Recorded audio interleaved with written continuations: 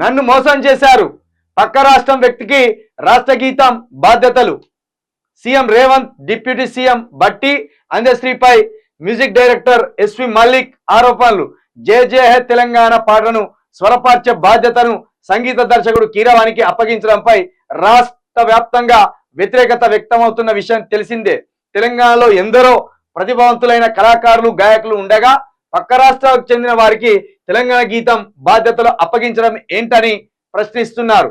రాష్ట్ర వ్యాప్తంగా తెలంగాణ గీతంపై చర్చలు జరుగుతున్న వేళ సీఎం రేవంత్ రెడ్డి రచయిత అందశ్రీపై జగిత్యాలకు చెందిన సంగీత దర్శకుడు ఎస్వి మల్లిక్ తేజ సంచలన ఆరోపణలు చేశారు. రేవంత్ రెడ్డి బట్టి విక్రమార్క కోరడంతో జే జే హే తెలంగాణ పాటకి సరిగ్గా సంవత్సరం క్రితమే సంగీతం సమకూర్చినట్లు మల్లిక్ తెలిపారు. అప్పుడున్న తక్కువ సమయంలో పరిమితమైన బడ్జెట్లో ఒక పాట రూపకల్పన చేసి ఇచ్చానని, భవిష్యత్తులో ఈ పాటను ఉన్నత ప్రమాణాలతో రూపొందించే అవకాశాన్ని తనకే కల్పిస్తామని మాట కూడా ఇచ్చారని వెల్లడించారు. అందశ్రీ కూడా ఈ పాట విని అద్భుతంగా చేసావని అన్నారని మల్లిక్ తెలిపారు. మహిళల బృందగానం బాగుందని, అద్భుతంగా చేసే అవకాశం వచ్చినప్పుడు కలిసి పనిచేస్తామని చాలాసార్లు అన్నారని వెల్లడించారు. ఇప్పుడు ప్రభుత్వం వచ్చి అన్ని రకాల సమయం ఉండి సరిపడా బడ్జెట్ ఉన్న సమయంలో మోసం చేసి పక్క రాష్ట్రానికి చెందిన వ్యక్తికి ఆ బాధ్యతలు అప్పగించారని ఆవేదన వ్యక్తం చేశారు. ఇట్లా తెలంగాణలో ఉన్న కళాకారులకేమో ఇయ్యరు, కీరవాణికి ఇచ్చిండ్లు. కీరవాణి గొప్పోడే, కీరవాణి ఆస్కార్ అవార్డు కూర్చున్నోడే, కాదంటలేం. కానీ ఇది సినిమా పాట కాదు, ఇది తెలంగాణ ప్రజల బతుకు పాట.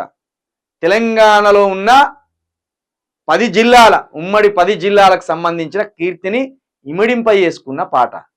కాబట్టి ఈ తెలంగాణ కీర్తిని మరింత వైభవపేతంగా స్వరకల్పన చేయాలన్నా, పాడించాలన్నా అది తెలంగాణలో ఉన్న కళాకారులకే సాధ్యం, తెలంగాణలో ఉన్న గాయకులకు మాత్రమే సాధ్యం. అది పక్కన పెట్టి ఆ సినిమా యాక్టర్లు అందరినీ తీసుకొచ్చి, సినిమా సంగీత దర్శకులను తీసుకొచ్చి వాళ్ళ చేత పాడితే అది కాస్త ఐటమ్ సాంగ్ లెక్క అవుతుంది.